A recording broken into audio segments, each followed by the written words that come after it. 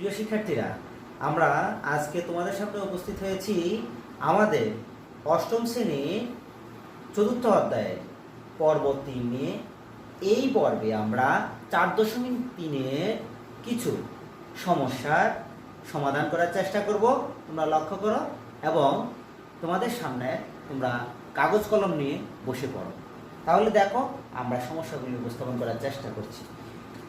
প্রথমেই আমি 4.3-এর 12 নম্বর সমস্যাটি উপস্থাপন করার চেষ্টা করছি। যেমন 12 নম্বরে লেখা আছে a square minus 2ab plus b square minus p square. দেখো তো শিক্ষার্থীরা, একটু লক্ষ্য করে দেখো যে a square minus 2ab plus b square এটি কোথায় যেন দেখেছি আমরা এটি দেখেছি কোথায় একটু লক্ষ্য করি। আমরা এটি দেখেছি a square minus 2ab plus b square সমান a minus b whole square, এই সূত্রে দেখেছি। যদি এই সূত্রে আমরা দেখে থাকি তাহলে এই সূত্র অনুসারে আমরা এটি এখানে বসাতে পারি। a minus b whole square এতটুকু সমান সমান এটা বসালাম, বাকি রইল কে মাইনাস p স্কয়ার। তাহলে দেখো এইবার আমাদের কি দাঁড়াচ্ছে, এটাকে যদি আমরা সম্পূর্ণটাকে a ধরি তাহলে a স্কয়ার মাইনাস এটাকে b ধরলে b স্কয়ার। তাহলে a square minus b square, a square minus b স্কয়ারে কি সূত্রটি দাঁড়ায় আমরা একটু খেয়াল করি। a plus b into a minus b। তাহলে দেখো এটাকে আমরা সম্পূর্ণটাকে ধরেছি a, তাহলে a প্লাস সূত্রের প্লাস b ধরেছি কাকে, p কে, তাহলে a প্লাস b চলে গেল। তাহলে এবার আসো a মাইনাস মাইনাস b হলো কে p, তাহলে a মাইনাস b। তাহলে আমাদের এই সমস্যা সমাধানটি এটি। তাহলে আমরা কি লিখতে পারি, অ্যান্সার লিখতে পারি a minus b plus p into a minus b minus p। তাহলে আমার অ্যান্সারটি দাঁড়ালো এটি। তাহলে আমরা 12 নম্বর সমস্যাটি সমাধান করলাম। দেখো আমরা পরবর্তী সমস্যা সমাধান করার চেষ্টা করছি। তাহলে পরবর্তী সমস্যাটি আসলো আমরা 13 নম্বর নিয়ে আলোচনা করছি। 13তে কি আছে দেখো শিক্ষার্থীরা, 16y square minus a square minus 6a minus 9। দেখো তো এখানে কি করা যায়, প্রথমে একটা কাজ করা যায়, এইটাকে আমরা ভেঙে লিখতে পারি কিভাবে, 4y হোল স্কয়ার যদি লিখি তাহলে 4কে 2 বার গুণ করলে 4 4 16, আর y এর উপরে স্কয়ার থাকে মানে y স্কয়ার। তাহলে এখানে আমরা কি করতে পারি, এই তিনটা থেকে আমরা মাইনাসটাকে কমন নিতে পারি। যদি কমন নিই তাহলে এটা আমাদের একটা সূত্রের মতো হতে পারে, সেই জন্য আমরা এটাকে কমন নেব। তাহলে দেখো মাইনাস মাইনাসে প্লাস হয়ে যাবে, প্লাস a স্কয়ার, মাইনাস মাইনাসে প্লাস হয়ে গেল 6a, মাইনাস মাইনাসে কি হয়ে গেল প্লাস, তাহলে সেটা হবে 9। এবার লক্ষ্য করো আমরা এখানে দেখছি মাইনাস, এটাকে আমরা সূত্র কিভাবে বলেছিলাম একটু দেখো। এটাকে আমরা সূত্র বলেছিলাম যে a স্কয়ার প্লাস সূত্রের 2, এটা যদি a হয় a, তাহলে এটাকে ভাঙিয়ে আমরা লিখলে কত দাঁড়াবে 3 স্কয়ার। তাহলে এখানে এটা b যদি হয় তাহলে এখানে কি লিখতে পারি 3 লিখতে পারি। তাহলে দেখো a square plus 2ab plus b square কার সূত্র দাঁড়াচ্ছে, কি যা আছে তাই থাকবে।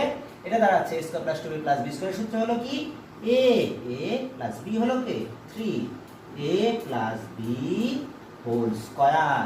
যদি হয় তাহলে এটাকে আবার একটি সূত্র করা যায়, কি সূত্র, a স্কয়ার মাইনাস এটাকে যদি ধরি b তাহলে b square. a square minus b স্কয়ারের সূত্রটা কি লক্ষ্য করো তোমরা, একটু আগে আমরা লিখেছিলাম, তারপর লিখে দিচ্ছি a plus b into a minus b।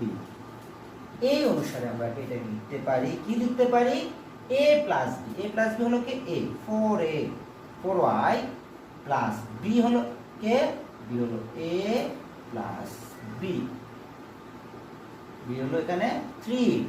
এবার আসুন, তাহলে কি হবে এ মাইনাস বি, এ মাইনাস, এখানে একটা জিনিস করতে হবে, সেকেন্ড ব্র্যাকেট, এখানে মাইনাস থাকলে পরে দুটি সংখ্যা থাকে, তাহলে সেটাকে আগে ব্র্যাকেট দিয়ে লিখতে হবে, এ প্লাস বি। দেখো তো এটাকে আমরা যদি সাজিয়ে লিখি তাহলে এটাকে আগে আনা যায়, প্লাস 4y-টাকে পরে লেখা যায়, প্লাস 3-টাকে আমরা এখানে লিখলাম।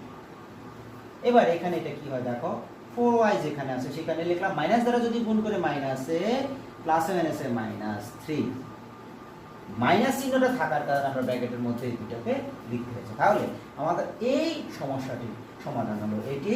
তাহলে আমরা এখানে কি লিখতে পারি, অ্যান্সার লিখতে পারি a প্লাস 4y প্লাস হলো 3, 4y মাইনাস a মাইনাস 3। আমাদের এই 13 নম্বরের সমস্যার সমাধানটি হলো এটি।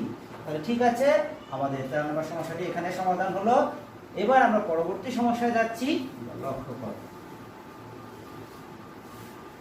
পরবর্তী সমস্যাটি আমরা আলোচনা করার চেষ্টা করছি। দেখো 16 নম্বর অঙ্কটি। 16 নম্বরে কি আছে দেখো, x square plus y square minus 2xy minus 1। তাহলে দেখো এটাকে যদি আমরা সাজিয়ে লিখি, x square minus 2xy plus y square equal to 1। বলো তো এটাকে যদি a ধরি, a স্কয়ার মাইনাস 2, এটাকে a ধরলাম, তাহলে x হলো a, আর প্লাস b স্কয়ার মানে y কে আমরা b ধরলাম, তাহলে b square, x square minus 2ab plus b square. তাহলে সেটি কার সূত্র, কি a স্কয়ার, আমাদের সূত্রটি হলো a square minus 2ab plus b square. বলো তো এটি কি দাঁড়ায়, দাঁড়ায় a minus b whole square. এটি সূত্র, এটি হলো সূত্র। এবার আসো, তাহলে এই অনুসারে আমরা লিখতে পারি a হলো x মাইনাস b হলো y, a minus b whole square minus 1। একটি জিনিস লক্ষ্য করো যে 1 এর উপর যদি আমরা স্কয়ার প্রয়োগ করি তাহলে সেটা কি হবে, 1 এর উপরে স্কয়ার প্রয়োগ করলে সেটি 1ই থেকে যাবে, কারণ 1 কে আমরা যতবারই গুণ করি সেটি কি হয়, একই হয়। তাহলে দেখো আমরা স্বভাবতই 1 এর উপর কি দিতে পারি, স্কয়ারটা দিতে পারি। যদি 1 এর উপরে স্কয়ারটা দেই তাহলে দেখো তো এটা কি দাঁড়াচ্ছে, এটা পুরোটাকে যদি আমরা a ধরি তাহলে a স্কয়ার মাইনাস 1 কে যদি b ধরে থাকি তাহলে কি হবে, a square minus b square. তাহলে দেখো a square minus b square সূত্র আমরা এ পর্যন্ত কয়েকবারই লিখেছি, তারপরও আমি আবার লিখে দিচ্ছি তোমাদের সুবিধার জন্য। a square minus b square সূত্রটি দাঁড়ায় a plus b into a minus b। তাহলে a square minus b square সূত্র, তাহলে এটাকে আমরা কি ধরেছি, a ধরেছি, তাহলে a প্লাস প্লাস b হলো কাকে ধরেছি, 1 কে, তাহলে a প্লাস b।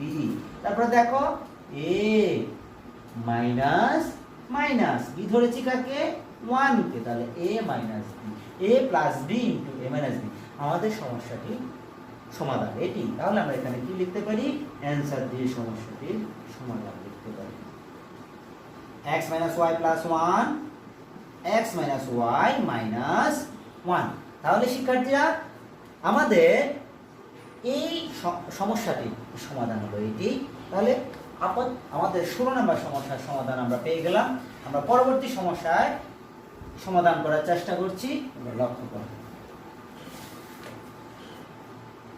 এবার আসো আমরা এই 4.3-এর এই 17 নম্বর সমস্যাটি উপস্থাপন করছি।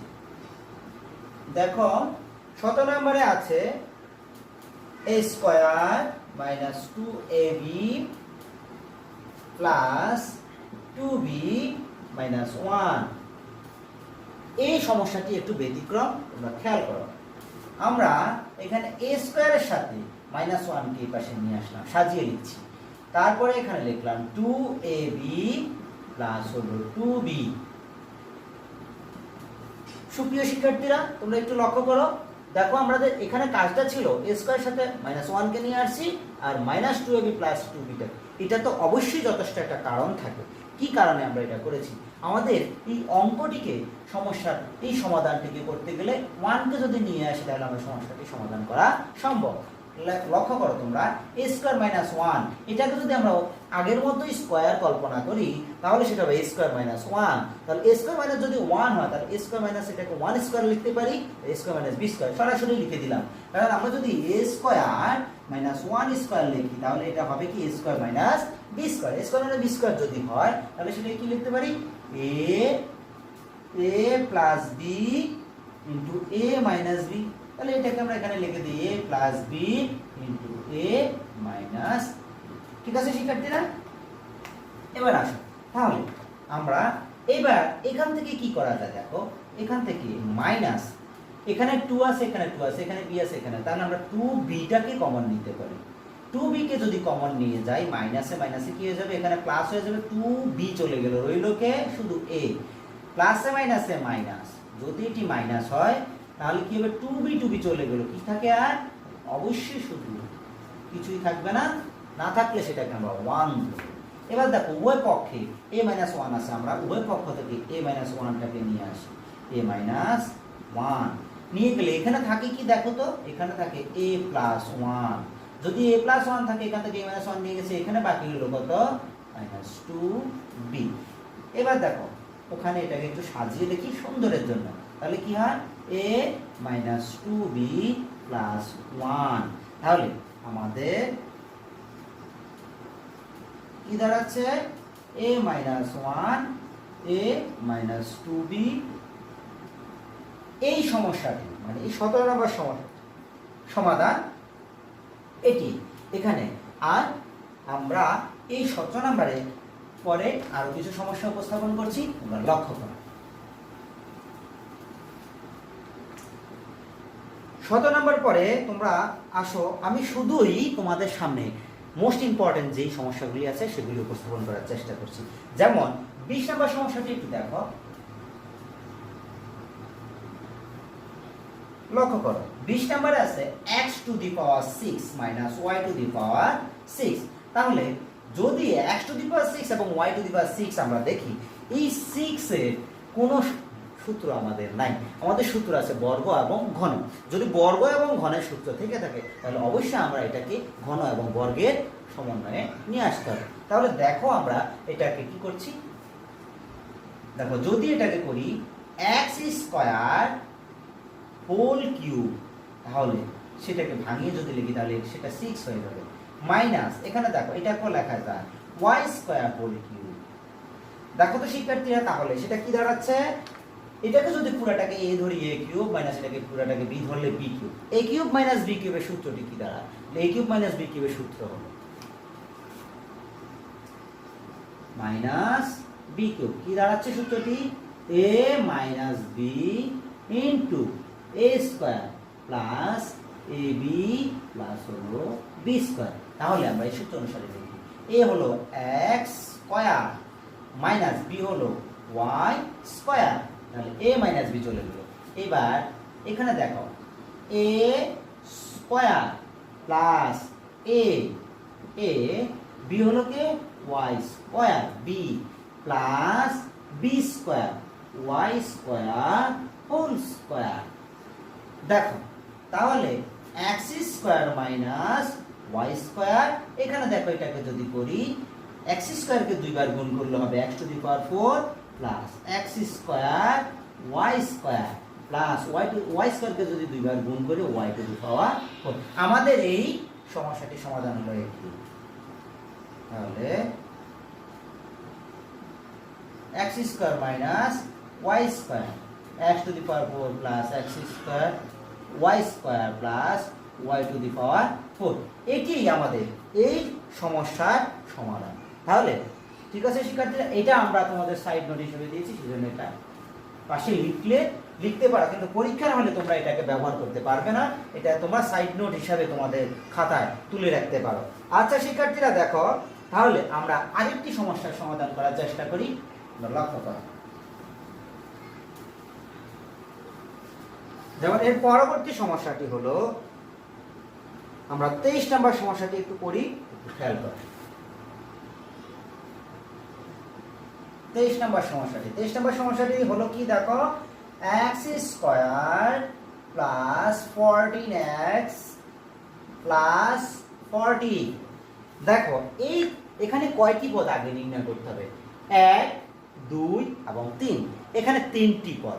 যদি 3টি পদ হয় তাহলে জানো এটার একটি নিয়ম আছে। 3টি পদ হলে আমরা কি নিয়মে করব? 3টি পদ হলে সেটাকে আমরা বলবো middle term factor. Middle term factor তার মানে এটার পদ্ধতি হলো প্রথম রাশি এবং শেষ রাশির গুণফল। প্রথম রাশি এবং শেষ রাশির গুণফল তার যোগ ও বিয়োগফলের সমান হবে কি? মধ্য রাশি। আমি আবার বলছি সুন্দর করে, প্রথম ও শেষ রাশির গুণফল মধ্য রাশি যোগ ও বিয়োগফলের সমান। তার মানে হলো দেখো আমরা একটু করে দিচ্ছি এখানে 40, এটাকে আবার গুণনীয়ক বের করে নিতে হবে। তাহলে 2 দ্বারা যদি গুণ ভাগ করি আমরা 40কে, সেটা হবে 20। 2 দ্বারা ভাগ করলে হবে সেখানে 10। 2 দ্বারা যদি ভাগ করি সেটা হবে 5। এবার এইভাবে দেখো আমরা যদি এটাকে করি মাঝখানে 14 মিলাতে হলে কি করতে হবে? আগে দেখতে হবে 2 দুগুণে 4, 4 দুগুণে হলো 8, আর এখানে হলো কত? 5। 8 5 যদি যোগ করি তাহলে সেটা হবে 14। তাহলে আমাদের এই 8 আর 5 যোগ করলেই আমাদের হয়ে যাচ্ছে। তাহলে দেখো শিক্ষার্থীরা আমরা কিভাবে করছি, দেখো 8 এবং 5 যোগ করলে সেটা হবে, সরি 8 5 যোগ করলে হচ্ছে না, আমরা 8 আর 5 না করি তাহলে হবে কত? 5 দুগুণে 10, এটা আরেকটা হচ্ছে 5 দুগুণে 10, 2 দুগুণে 4। 10 এবং কত? 4, এই দুইটা যোগ করলে আমাদের কত হচ্ছে? 14। তাহলে আমাদের এখানে এটা যোগ করলে হয়ে যাচ্ছে 14। তাহলে খেয়াল করো আমরা করছি, তাহলে কি হবে? x স্কয়ার, প্রথম রাশিটি হলো কত বড় সেটা আগে লিখবো, এখানে চিহ্ন যেটা থাকবে সেটাই লিখতে হবে। তাহলে এখানে লিখলাম 10, সাথে যেটা থাকবে রাশি সেটা লিখে দেবো। এবার কি করলে এটা 14 হবে? 4 কি করলে হবে? 4টা যোগ করলে, তাহলে এখানে যে চিহ্ন থাকবে সেই চিহ্ন অনুসারে এখানে চিহ্ন বসবে। এটা যদি প্লাস হয় তাহলে প্লাসে প্লাসে প্লাস হবে, যদি এটা মাইনাস হতো তাহলে এখানে কি চিহ্ন হতো? অবশ্যই মাইনাস হতো, কারণ মাইনাসে মাইনাসে প্লাস, মানে এটা যোগ করলে ওই অনুসারে এই চিহ্ন অনুসারে এই চিহ্নটা বসবে। তাহলে আমাদের এটা বসে গেল। আর প্রথম রাশি এবং শেষ রাশি কোনো কাজ নাই, সেটা অটোমেটিকলি বসে যাবে 40। তাহলে দেখো প্রথম দুইটি থেকে কি কমন যাচ্ছে? এখানে x স্কয়ার, এখানে x, তো সর্বনিম্নটি আমরা কমন নেব। তাহলে x দুটা থেকে একটা কমন নিলে একটা x, প্লাস এখান থেকে x কমন নিলে সেটা থাকবে 10, প্লাস এখান থেকে যদি 4 কমন যায়, এখানে x এখানে আছে এটা নাই, তাহলে আমরা কি নেব? শুধু সংখ্যাটা কমন নেব। কি নেব? শুধু সংখ্যাটা। তাহলে এখানে 4 কমন নিলাম, তাহলে কি থাকবে? x প্লাসে প্লাসে প্লাস। 4 দ্বারা যদি 40 কে ভাগ করি, 4 10 40। এবার দেখো এই দুইটা একই রকম, দুইটা থেকে একটা কমন নিয়ে নেব, নিলাম। তাহলে এখানে বাকি রইল কত? x প্লাস এখানে বাকি রইল 4। আমাদের এই সমস্যাটির সমাধান হলো এটি, x প্লাস 10 x প্লাস 4। তাহলে এই সমস্যাটির সমাধান এতটুকু পর্যন্তই। আমরা এখানে করলাম কত? 23। আমরা একই রকম ভাবে আরেকটি সমস্যার উপস্থাপন করার চেষ্টা করি। দেখো তোমরা বাসায় 24 নম্বর সমস্যাটি সমাধান করার চেষ্টা করবে, আমি তোমাদের সামনে 25 নম্বর সমস্যাটি উপস্থাপন করার চেষ্টা করছি। দেখো 25 নম্বরে কি আছে একটু লক্ষ্য করি আমরা। x square minus 51x plus 650, এটা কি হচ্ছে? 3 পদের রাশি, 3টি পদ 1 2 3। তাহলে 3টি পদের হলেই আমরা কি করব? মিডল টার্ম ফ্যাক্টর করব। আর মিডল টার্ম ফ্যাক্টর যদি আমরা করি তাহলে দেখো ওই আগের নিয়মটি আমরা পরিলক্ষিত করব। যেমন সেটা হলো কি? 650, যদি 650 হয় তাহলে এটাকে ভাগ করতে হবে। এবার দেখো যদি আমরা 650 কে ভাগ করি 2 দ্বারা, তাহলে সেখানে কত দাঁড়াচ্ছে? কত? 3 2 5, কত? 325। এবার এটাকে 5 দ্বারা ভাগ করব। 325 কে যদি 5 দ্বারা ভাগ করি তাহলে কত হয়? আমরা একটু দেখি এখানে, 325 কে 5 দ্বারা ভাগ করলে কত দাঁড়াচ্ছে? 3 5 6 30 25, 5 5 25, তাহলে সেটা হবে 65। এবার 65 কে যদি 5 দ্বারা ভাগ করি তাহলে 65, 5 দ্বারা ভাগ করব, কত হবে 5 1 5 থাকবে হলো কত 1 3 5 15, তার মানে এখানে হচ্ছে 30। ঠিক আছে, এইভাবে আমরা করে সাইড নোট বা রাফ করে এগুলি বের করি। আর তাহলে দেখো এখানে আমরা যদি করি 13 দুগুণে 26 আর 5 5 25, 26 এবং 25 যদি যোগ করি 5 6 11 1 27 1 2 2 4 4 এর 5, তাহলে আমাদের মাঝখানে 51 মিলে যাচ্ছে। তাহলে খেয়াল করো শিক্ষার্থীরা, আমরা এটা করতেছি x স্কয়ার, এখানে চিহ্ন যেটা থাকবে সেটাই, তাহলে হবে কি মাইনাস চিহ্ন, আর আমাদের এখানে বড় হলো কত 26, যদি 26 বড় হয় সাথে কি আছে x, এখানে যেহেতু মাইনাস চিহ্ন তাহলে ওখানে কি চিহ্ন হবে, এখানে অবশ্যই যোগ করতে হলে মাইনাসে মাইনাসে প্লাস, তাহলে এখানে মাইনাস চিহ্ন দিতে হবে। ঠিক আছে শিক্ষার্থীরা, তাহলে এখানে কি চিহ্ন দিতে হবে মাইনাস চিহ্ন। এবার খেয়াল করো, যদি এখানে আমরা মাইনাস চিহ্ন ব্যবহার করি তাহলে কি হবে 25, এখানে হবে x প্লাস হলো 650। এবার আসো, তাহলে যদি এটা হয় x স্কয়ার, তাহলে প্রথম দুইটা থেকে কি কমন যাচ্ছে x কমন নিলে x মাইনাস 26, মাইনাস এখান থেকে কমন যাবে 25, তাহলে এখানে থাকবে x প্লাসে মাইনাসে মাইনাস 25 দ্বারা যদি এটাকে ভাগ করি তাহলে সেটা হবে 26। উভয় পক্ষ একই রকম সমান, দুইটা থেকে একটি কমন নিচ্ছি x মাইনাস 26, তাহলে এখানে থাকবে কি x, আর এটা নিয়ে যাওয়ার পরে এখানে থাকবে হলো মাইনাস 25। আমাদের এই সমস্যাটির সমাধান হলো এটাই। তাহলে শিক্ষার্থীরা আমরা খেয়াল করলাম যে আমরা এখানে কয়েক ধরনের কয়েকটি অঙ্ক করেছি, আমি আশা করি তোমরা এই সমস্যাগুলি সমাধান করলেই মোটামুটি চলবে, আর বাড়তি কোনো সমস্যা সমাধান করার দরকার নাই। তাহলে তোমাদের একটি বাড়ির কাজের মতো রইল, সেটি হলো 24 নাম্বার সমস্যাটি, যেটি হলো x square plus 7x minus 120, এটিও কি মিডল টার্ম ফ্যাক্টর। ঠিক আছে, এটা বাসার চেষ্টা করবে এবং এই সমস্যাগুলি সামনে রেখেই তোমরা সামনে এগিয়ে যাও এবং সমাধান করার চেষ্টা করো। সবাইকে ধন্যবাদ। আজকের এই পর্বে এতটুকুই। প্রিয় শিক্ষার্থীরা, তোমরা ভালো থাকো, সুস্থ থাকো, এটাই কামনা করি। ধন্যবাদ।